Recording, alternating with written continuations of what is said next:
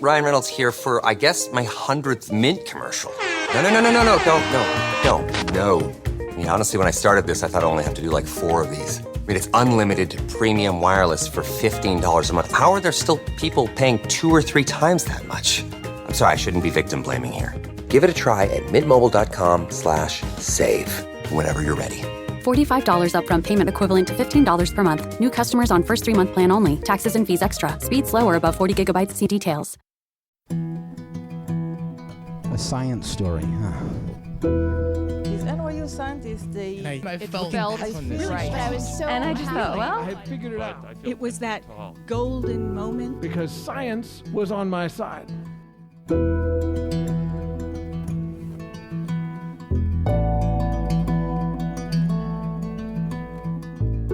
Hey everyone, welcome to the Story Collider, where we bring you true personal stories about science. I'm your host, Misha Gajewski, and this week our stories are all about lying.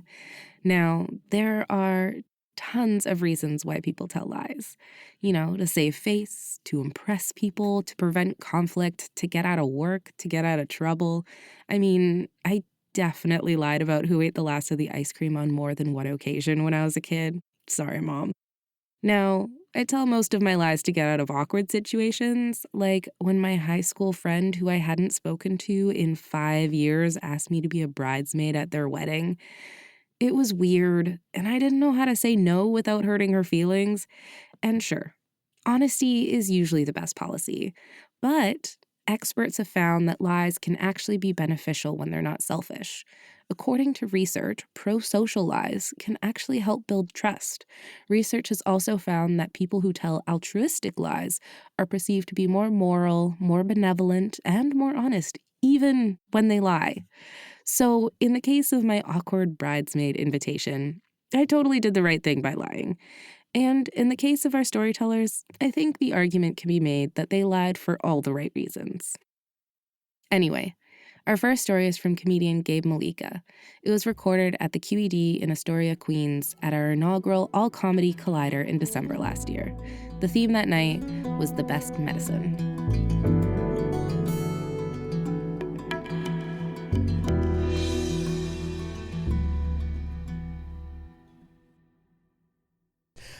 My name is Gabe, and when I was 22 years old, I got a job at a summer camp for children with chronic and life-threatening illnesses. It was founded by Paul Newman. Familiar with him? Yeah, the inventor of salad dressing. Yeah, he's a good dude. He's in a couple movies, right? Butch Cassidy and the Sundance Kid, Cars 3, all the classics. He's in the good ones. And I got this job, and I had never experienced, I didn't know anything about diseases or children, but a buddy recommended me, and I got the job, and I was very excited to have the job. And all the counselors at camp keep telling me, oh, you're going to have a camp moment. You know, you're going to have a moment with the kids where you feel like you belong. And I had one, session 2, day 1, two boys enter my life. Their names are Austin and Jake. And Austin and Jake have what's known as Duchenne muscular dystrophy, which is a muscle wasting disease. First they walk, then they use a walker, then they use a wheelchair, then they use a power wheelchair. By the time I meet Austin and Jake, they're 15 years old, and they're best friends. One's from Boston, and one's from Philadelphia. And I meet these 2 boys, and they zoom up to me, and I know I like them right away because Austin has a diamond earring, and the joystick on his wheelchair is a skull. So I'm like, I meet these boys, and I'm like, hi, boys, it's nice to meet you. I'm your new camp counselor. And the thing about Austin and Jake is they're kind of like a classic comedy duo because Austin is little and does all the talking, and Jake is big and doesn't say anything. And so I'm like, hi, boys, I'm your new camp counselor. And Austin looks at me, and he shakes his head, and he goes, you're my new camp counselor? Well, I guess it's time for you to wipe my ass. Now, I've never wiped an ass before, but I went through the training, and so I'm like, okay, it's time to wipe these boys' asses. So we come up to the cabin, and I pick up, I have to do all the steps in my head, so I'm like, I'm going to take off Austin's seatbelt, I'm going to pick him up with my legs, not my back, I'm going to safely transfer him to the toilet area, I'm going to take his pants, I'm going to put him down by his ankles, I'm going to safely put him on the toilet, I'm going to close the door, I'm going to have a conversation with Jake. He's not really saying anything to me because he doesn't really talk a lot, so he's giving me one-word answers, but Austin's pooping, I've safely got him on there, great, I go back in there, he's done pooping, I pick him up, oh wait, no, he has to wipe, I wipe him with a regular toilet paper. That doesn't work. I have to use the special wipes. I put those in the special bag, put those in the special trash can, take the regular toilet paper, wipe his butt, throw that in there, flush, pick him up with my legs, not my back, pull up his pants, put on his belt, put him back into the wheelchair, put on his seatbelt. And at this point, I'm completely exhausted. And Austin looks at me with such disdain. And he says, "You idiot. I'm ambulatory. I can wipe my own ass." And Jake, who doesn't say anything, goes, "I can't believe it fucking worked." And so I love Austin and Jake a lot, and I'll do whatever they say. And I realize 3 days in, these are my favorite people in the world, Austin and Jake. And one of the great things about summer camp is that we, every week, every session, we take the kids to the Six Flags Great Escape in Lake George, which is one of the worst places on earth. But the kids love it, and they get to ride rides and be outside and cause some mischief. And so I'm like, great, we take them there, and I'm really excited to be paired with Austin and Jake in the afternoon. It's a 100-degree day. We've just eaten nothing but PB&J and no water. And I go up to the boys. I'm like, "Oh, boys, like, you want to ride roller coasters, right?" And they're like, "Absolutely not. We do not want to ride roller coasters." So I'm like, "Okay, like, what do you want to do?" And Jake and Austin are like, "We think it would be pretty fun if we tried to get free stuff from some of the Six Flags employees, because they'll feel bad for us because we're in wheelchairs."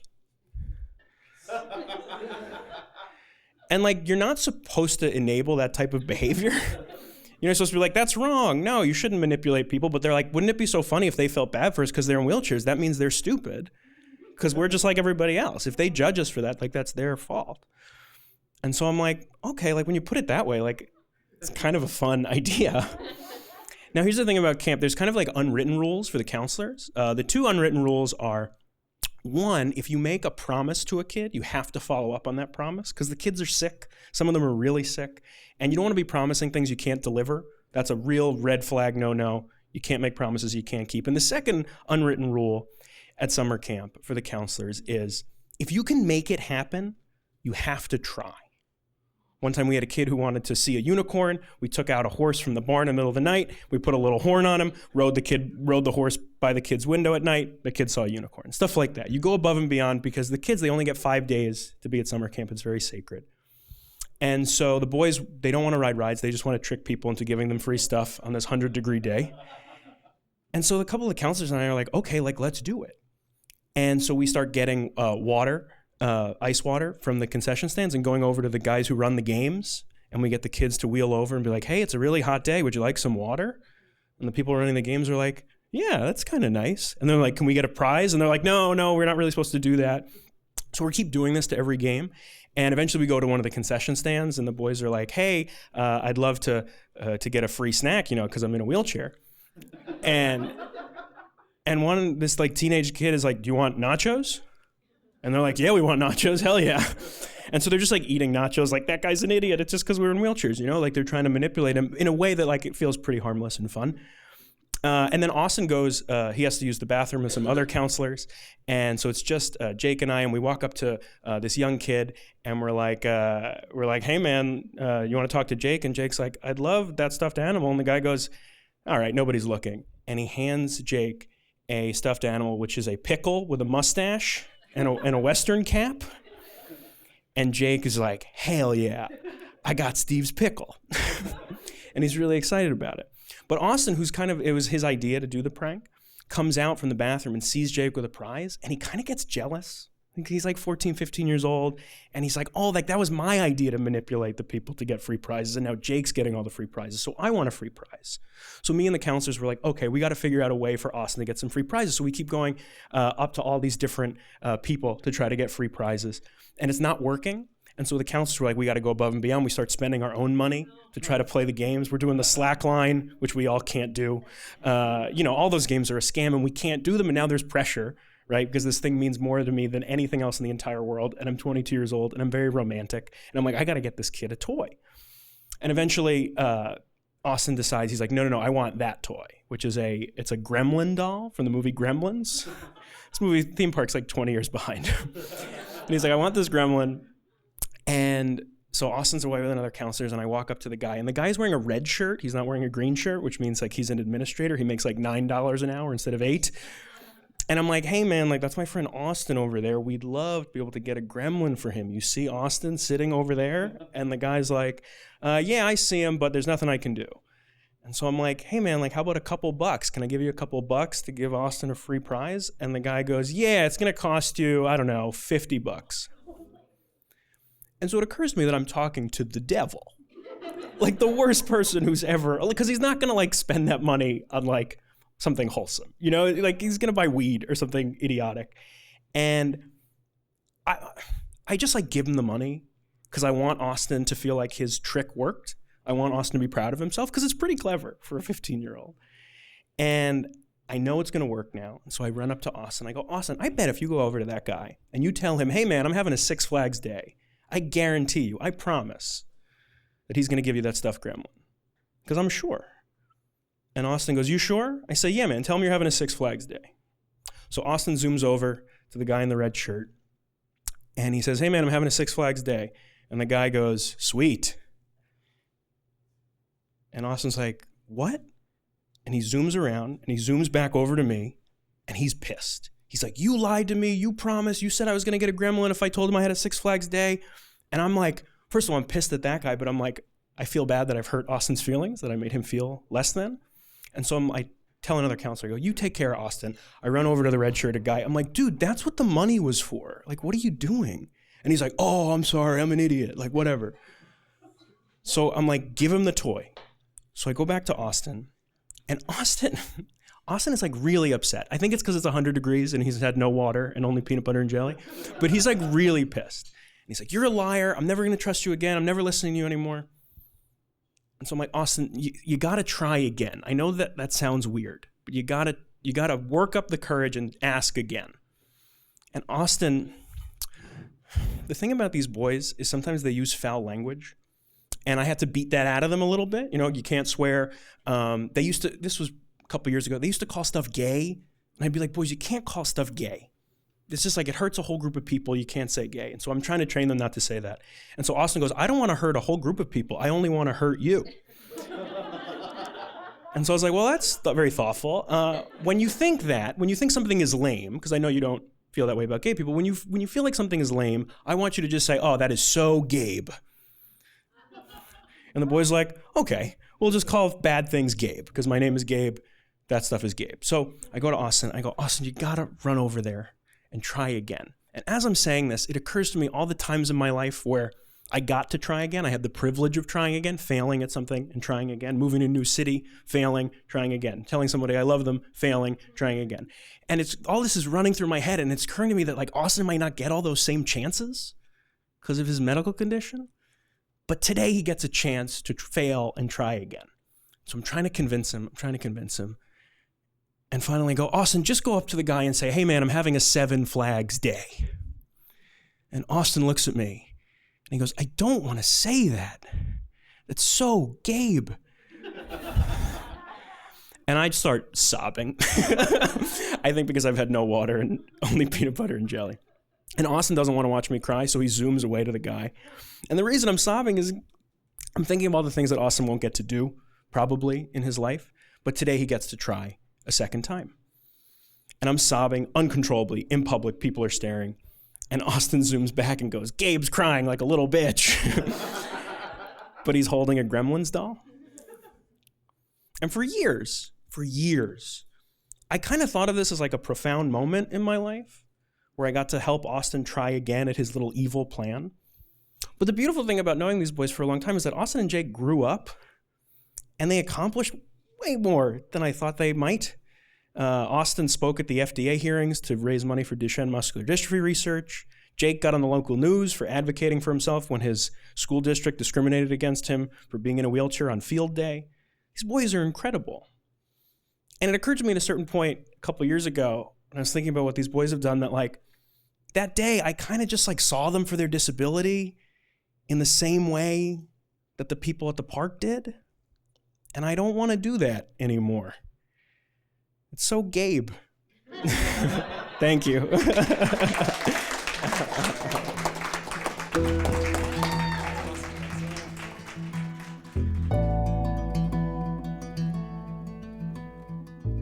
That was Gabe Mollica. Gabe is a comedian and writer living in Astoria, Queens. He's performed his critically acclaimed Hour solo, a show about friendship, at the Edinburgh Fringe Festival, the Winnipeg Fringe Festival, Manhattan's prestigious 59 East, 59th Street Theater, and cities across the globe. His solo show's third extension is starting March 23rd. He has also appeared on the Moth Radio Hour on NPR, BBC Radio 4, and wrote for the 2020 and 2019 New York Video Games Awards with the writers from The Daily Show with Trevor Noah. He performs nightly in New York City. Okay, before we continue with today's episode, a couple of reminders. This month, we still have shows coming up in New York and Seattle, and starting next month, you can find us at such exotic locales as Boise, Idaho, and Sacramento, California, as well as our usual local haunts like St. Louis, and New York, and DC. Visit storycollider.org/shows for more details and to get your tickets. If you'd like to learn more about how to tell a science story, check out storycollider.org/education. We offer private workshops both online and in person for groups, and we offer public courses for individuals online as well. You should also totally follow us on social media. We're at Story Collider, and we're on Twitter, Facebook, Instagram, TikTok. And if you want, check out storycollider.org/store for our Story Collider merch. We have hoodies, tote bags, t-shirts, and more. And finally, if you're a fan of this podcast, and if you, like us, believe in the power these stories have to reveal the humanity behind science, to change our understanding of how science happens and who it belongs to, please consider donating to the Story Collider at storycollider.org/donate. You can also sign up to support us on a monthly basis at patreon.com/thestorycollider. Our Patreon supporters can receive an ad-free version of this podcast, as well as occasional bonus episodes and other gifts. We're so grateful to everyone who helps make our work possible. What's the best way to learn a new language? Immersion. But sometimes that's not in the cards. But you can still learn a language the second best way, and that's with Babbel. Now, I might only be 1 week into learning German with Babbel, but I'm so excited to start being able to speak German with my mom. With Babbel, you can learn everything you need to have real-world conversations, and all it takes is just 10 minutes a day. One study found that using Babbel for 15 hours is equivalent to a full semester at college, which is bonkers. But Babbel is conversation-based learning with science-backed cognitive tools like spaced repetition and interactive lessons created by real language teachers and voiced by real native speakers. So here's a special limited-time deal for our listeners. Right now, get up to 60% off your Babbel subscription, but only for our listeners at babbel.com/story. Get up to 60% off at babbel.com/story. Spelled BABBEL.com/story. Rules and restrictions may apply. Making everyone happy on vacation isn't easy. But you know what is? Going to Aruba. All you have to do is walk out your door to find pristine pools, relaxing white sand beaches, and an island teeming with outdoor activities that'll put a smile on any face. You won't just feel great, you'll all feel great, filled with a calmer, more peaceful vibe that radiates Aruba's warmth. And the best part is, it never fades. That's the Aruba effect. Plan your family trip at aruba.com.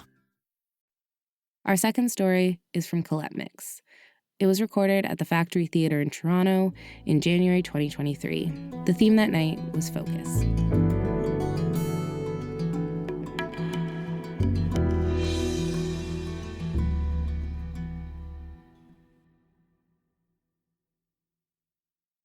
My story starts where I am in Montreal, and I grew up in a beautiful little townhouse, Victorian townhouse, that my mother and father had purchased.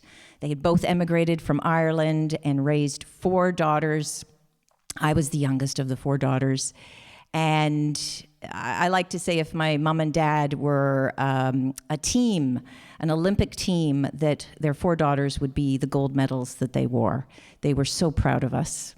And I was the youngest. At this point, when the story starts, I was trying to make it in Toronto as an actor, and my dad had just retired. Now, my dad was the breadwinner in the family.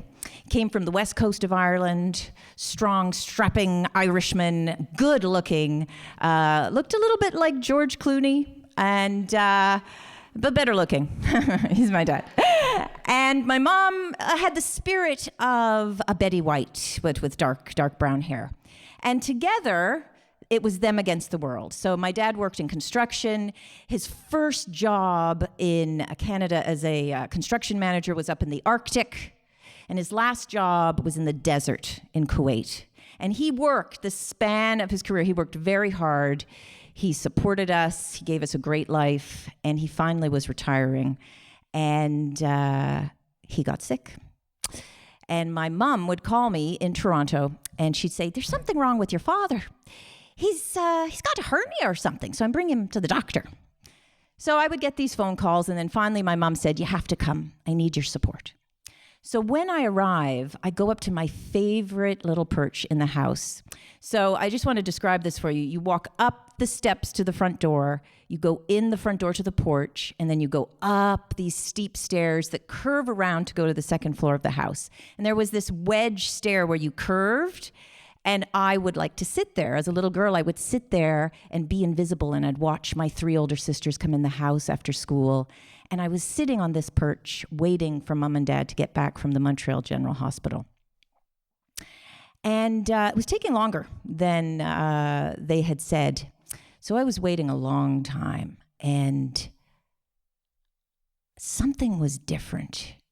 Because when I looked down, there was a mirror in the front hallway, and you could see the kitchen being reflected. And the lights were shining through the windows, and I had this weird, eerie feeling. And then I looked at the front door, and my mom was there. And my dad was behind her, standing, looking up at the sky. And my mom was very serious, reaching in her purse, looking for the keys. Her lips were pursed, and she was completely silent. Now, this was not characteristic. My mom was the boisterous one. My dad was the strong, silent type. And Dad opened the front door, not Mom. But this time, Mom came in. Dad came in behind her. He looked up. He knew I was there. He said, ice cream? And he went into the kitchen to get some ice cream, Rocky Road, our favorite. And my mom looked and she said, come, come. And I raced down the stairs and I said, what is it, Mom? And she put her hands on my shoulder and she said, sweetheart, it's not good. The doctor told us, both of us, he was sitting right beside me. Your father was right there. And the doctor said, 3 months. He's got 3 months to live. And then she said, but it flew right over your father's head. Sure, I don't think he heard it. And when she said that, all of a sudden, I was plunged down into this dark lake. I didn't know what I was feeling. 3 months. It was like I was underwater, and I could hear Mom's voice, and all I heard were like these bubbles of sounds of tree, denial, horse. And I was like, horse? And I said, what's going on? And my mom was cupping my face with her cold hands. And she said, focus, sweetheart, focus. Are you listening to me? And I said, what is going on, Mom? 3 months. She goes, it's stage 4 cancer. I said, how many stages are there? She said, 4. There's only 4. Now listen, sweetheart, this is what we're going to do. And then my mom started to hatch a plan. Now you have to understand something about my family. Our love language was telling lies and hatching cockamamie plans so that we wouldn't upset the other members of the family. For example, my mother hatched a plan when she decided to help me by defrosting my freezer in my apartment in Toronto with a carving knife. She bludgeoned it, punctured a valve, destroyed the fridge, then covered it up with a paper bandage and Scotch tape and told me to tell the super that I just found it like that. And she said, because you won't get a free fridge otherwise. She's the woman who, when my ex-boyfriend called me a year after he had proposed to me and I said no, he called to tell me he found someone else he was getting married to. My mother, of course, was listening in. And she wrote out, word for word, the script of what I should say. Tom, I'm so happy for you and her. And she said, because we won't give him the satisfaction that he broke your heart. So now my mom is hatching another plan, and she says, if your father thinks he's as healthy as a horse, well then, by Jesus, he's as healthy as a horse. So what we're going to do is, we're not going to tell him he might be dead in 3 months. God help us. Do you promise me, Collette? You won't tell him.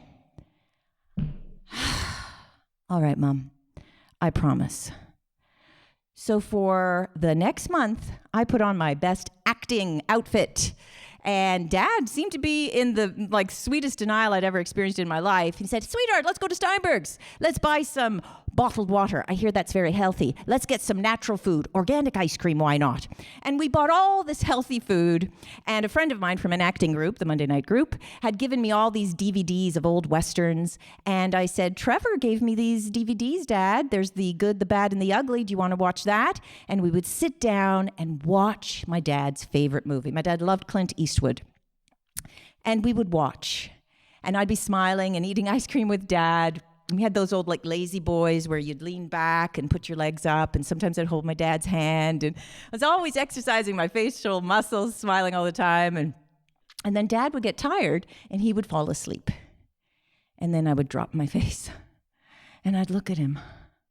I go, "I don't think I can do this. I mean, he might be dead in 3 months. My God, there's a civil war and the good, the bad, and the ugly. There's a cancer waging war inside his body. I should talk to him about this." But then Dad would wake up and then be right back having more ice cream, and we'd just keep moving forward. Dad kept going to the hospital, more pills. I wanted to be in charge of that, so I got a notebook. I wrote down when he had to take his pills, how many, when. I bought these little pill containers. And then in the front bedroom, we had a special bureau where I organized everything, and Dad was in bed behind me, and I was organizing everything, and he started laughing. And I'm not looking at him, I'm hearing him laughing. "Oh, what's so funny, Dad?" He goes, "Jesus Christ, you'd think if I didn't take all those millions of pills that I might be dead." And I'm like, "Yeah, you think? I think you would be, but I can't say that." I wanted to just say, let's talk about life. Let's talk about all these things. I'm an actor. I want to live in the truth. I want to talk about these things. But I had promised my mom that I wouldn't. So we just keep moving forward, and Dad starts to not be able to hold down his food. He's getting more and more sick. He gets a cane. I'm watching him come up the front stairs very slowly. He's losing his hair. His clothes are loose on him. And we have to eventually bring him to the hospital. We can't care for him anymore. And he has to go on dialysis. His kidneys start to fail. And it's getting really, really hard to keep up the front. One time I was in the hospital room with Dad. They had given him all these medicines, and they said, if he acts bizarre, he's on an antipsychotic, just let us know. And I was on it. And Dad looked at me and he said, "Do you see them?" And I said, "Yes, I do. Yeah, I do." And I looked at the corner. I didn't know what he saw, but I was going to go along with it. If he said it, it was so, it was so. He goes, "You do?" I go, "Yeah, I do. Yeah, I don't have my glasses, so what, can you explain?" He goes, "The men in the black with the top hats. Do you see them all?" This is something the Irish do. They see the pallbearers in corners of the room. I swear to God. And I said, "Yes, I see them, Dad. I see them." He goes, "Now listen to me. You're going to help me get out of this. I built this east wing. I know where the exits are. Don't tell anybody. Get me in the wheelchair and we'll get the hell out of here. You can't tell anybody." And I was like, "Okay, Dad." And I walked out of the room and I was like, I can't tell anybody. I have to tell somebody. And I told my older sister, who was a nurse, and she said, "That's the medication. It's okay." And I told my mom, "He built this?" And my mom said, "He did, actually. He worked on a job for the Montreal General. He does know where the exit is." All right. So it gets worse. And finally, the doctor comes to us and says, "Listen, we did our best. His kidneys are failing. And we really recommend," there's a beautiful new ward in the Montreal General. This was 20 years ago. It's the palliative care ward. And my mom starts crying. "No, no, no." And I don't know anything about what palliative is. It sounds really peaceful to me. I go, "That sounds good." Because there were all these students coming into the rooms and checking on my dad, waking him up all the time. They said, "It'll be very peaceful for him, but he might not last longer than 2 weeks." And my mom she can't bear this. And he goes, "I think it might be a good idea if you talk to your dad." So by this time, my 3 older sisters had arrived from overseas. They're all here. And I look at Mom and I go, so we should do this, right, Mom? And Mom goes, "Well, I can't tell him. You have to tell him, sweetheart. I can't. It'll be too much for me. This is your thing. You like telling the truth. You could do it now." So I'm like, okay, all right. So I get it all ready in my head. I'm going to tell Dad. And I'm going to tell him the truth. I wanted to tell him the truth for several months now. And we go into the hospital room, and we are circled around the bed. And my mom, she can't bear it. She's flitting around the room, arranging flowers, humming a song. She cannot handle this. And I am bracing myself that I am going to tell my dad the truth. And there's a lot I want to say. Like, I'm really mad. I'm mad that I've had to lie for, it was 7 months, by the way. It's 7 months at this point. He made it past 3. I have to lie and say, you know what? It was really hard for me to act in front of you as if life was grand when it certainly wasn't. And by the way, this could have all been different if you hadn't raised us to tell lies and create cockamamie plans. But anyway, I didn't think I'd start there. And I held his hand, and it was very cold, very tiny, and he was lying there in the bed. And the minute I touched his hand, his eyes opened. And my dad had the most beautiful, blue, piercing eyes. And even though he was only about 90 pounds, just so frail and tiny, he looked at me, and he looked at my 3 older sisters. And he said, sweetheart, there's something I have to tell you. And I was like, okay. And I looked at my sisters and were like, what is he going to say? And we said, yes, Dad, what is it? And he goes, I think I'm dying. And I was like, really? You think? You think you're dying? I mean, this was so comical, which was so typical of my family life, that if you could go from point A to point B, no, why do something direct if you could go zigzag all around? Make it interesting. But of course, I was like, okay, this is unexpected. I have to keep the act up for Mom one last time. So I look at him and I go, no, Dad. No.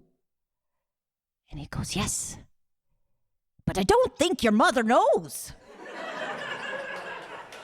And my mom's rearranging flowers, la la la la la, whoopie-doo-da, in the back. And he looks at me, he goes, now, Collette, you have to promise me. You'll tell her, but tell her gently. Do you promise me? And I told my dad the truth. I said, I promise, Dad. Thank you.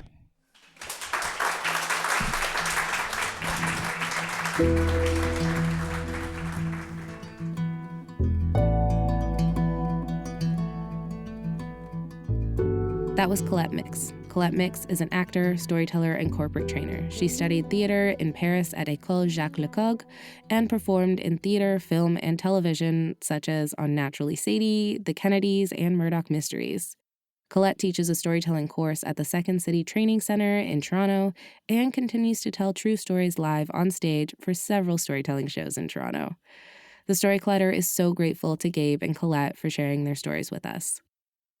The Story Collider is also very grateful for the support of Science Sandbox, a Simons Foundation initiative dedicated to engaging everyone with the process of science. This podcast is produced by Aaron Barker, executive director and co-founder of The Story Collider, with help from me, managing producer Misha Gajewski, and senior podcast editor Jen Chen.